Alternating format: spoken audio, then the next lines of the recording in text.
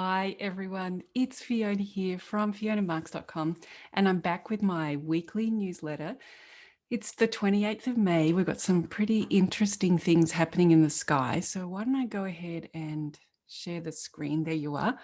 Um, you know, transits are not as big a thing in Vedic astrology as they are in Western astrology, but this week I do think there's a couple of things worth mentioning. So I'm going to have a look at those, and I've put together really the theme for this week around anxiety, because I don't know whether you've noticed it for yourself or for those nearest and dearest to you, but I have really been seeing an increase in the feeling of anxiety in people.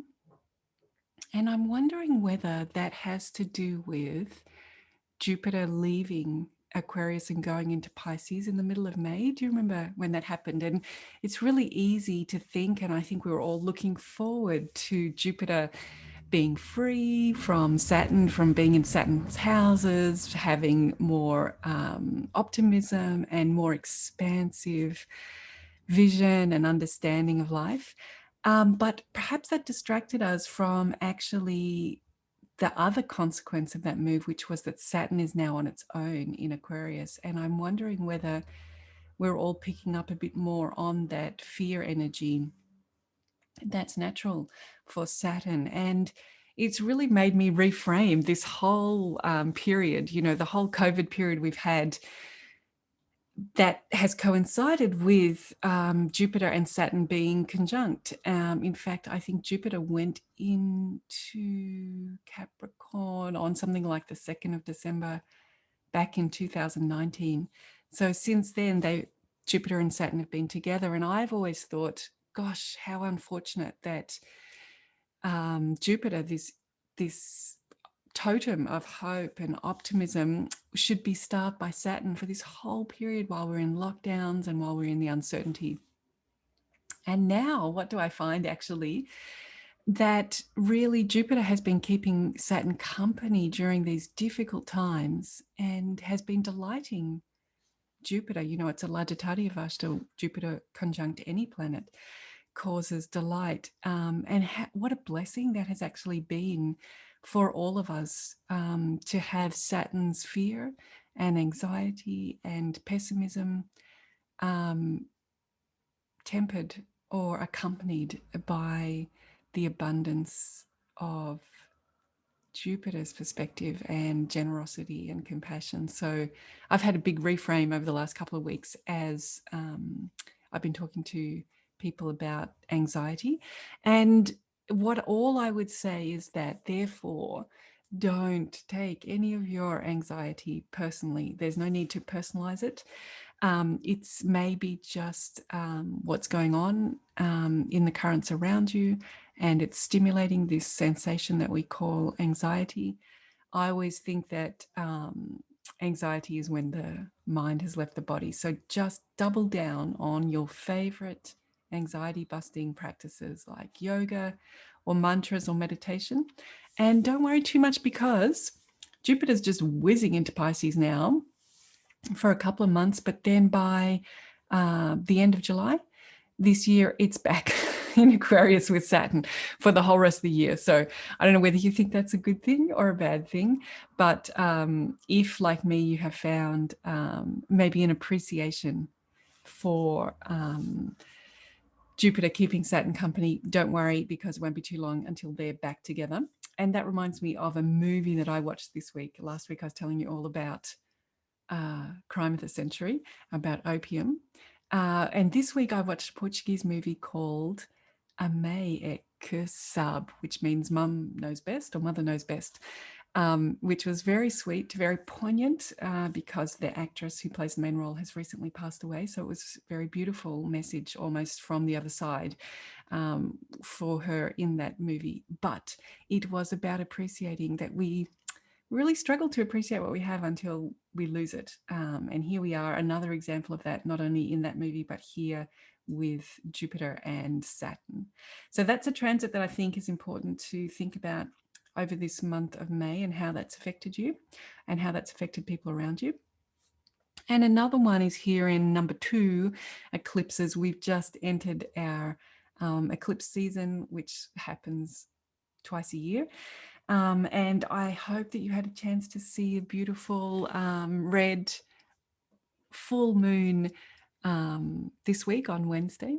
And that was from, there are these families of eclipses. It's really fascinating. This is an astronomy thing. It's called the Saros cycle. And all of these eclipses, both solar and lunar, but let's concentrate on solar,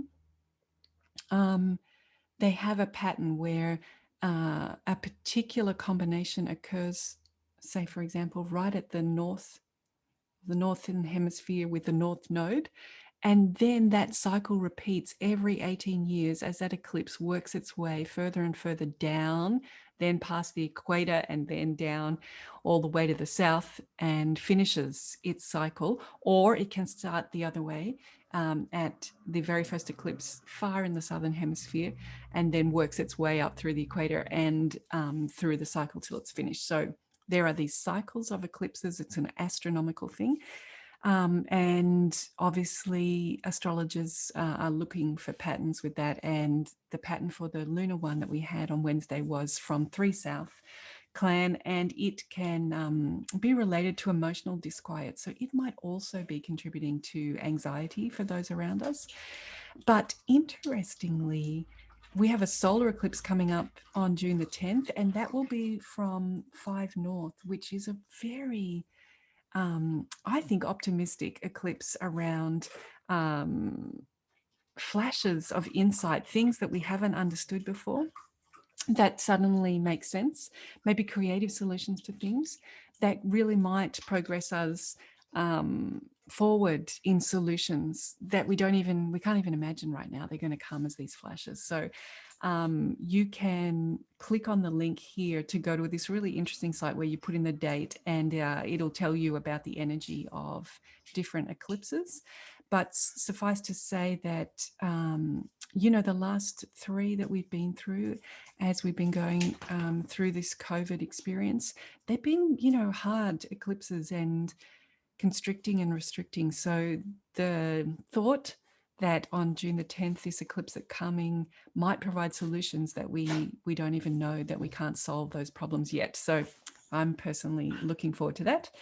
And then point 3 is meditation. Just wanted to remind everybody what a great tool meditation is for anxiety, for helping us have a peaceful relationship with the experience of anxiety. I've got a link here to a meditation on my website that is about pratyahara, which is one of the limbs of yoga, which is drawing our senses in and reminding ourselves that we're the chooser of what we give our attention to that's coming from the senses. So that's a great skill to practice. And my dog is very happy here today, making plenty of noises. Let me take off the I don't think you'll be able to see the dog because I don't think that Zoom is smart enough to. Oh, there she is. Yeah, you had a brief flash. She's here. She just wanted to be part of the video. Anyway, back to meditation. There's one there for you to try, or just a reminder that 3 days a week you can come and meditate with me and a small group on Zoom.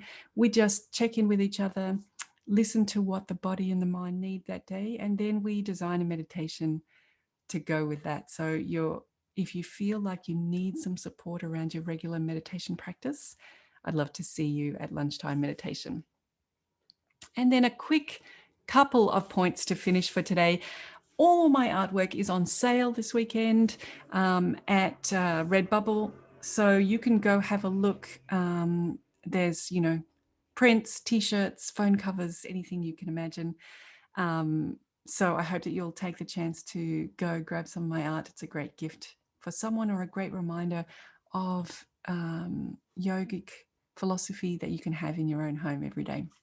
And point number 5, still got places on my AstroliJam session. Come along. We're going to look at one chart. We all will have researched it, and you're going to hear what different astrologers have to say about the same chart. It's going to help us see whether we're consistent. And it's also going to help us learn from other astrologers their favorite ways of looking at a chart. So please grab your spot. You can come either as an astrologer, of course, you'll get the data to research, or you can come as an observer, just someone who's interested in astrology. Perhaps you're studying at the moment, you want to see how does an astrologer get insights into a chart. So I am so excited. It's not this coming Sunday, but next Sunday, the 6th of June. All right, so that's everything for the newsletter this week. And just letting you know that if you are interested in how these transits are playing out in your chart, for example, this coming eclipse, if you want to know how that might impact on you, and we could have a look at the planets that you have in the signs that are affected, it could be a really good source of insights. Why not book a session with me if you've never had one, or if you have had a session with me before and you just want an update around the transits and the eclipses, book a follow-up session. And so the buttons are right there for you. All right, it is great to see you as always. Thanks for all of your support, and I look forward to seeing you when you come along for your bookings and astrology follow-up sessions and at meditation. And also, of course, I'll see you next week when we might even explore more of that eclipse. I don't know, it's so interesting. All right, great. Until then, stay well. See you next time. Bye.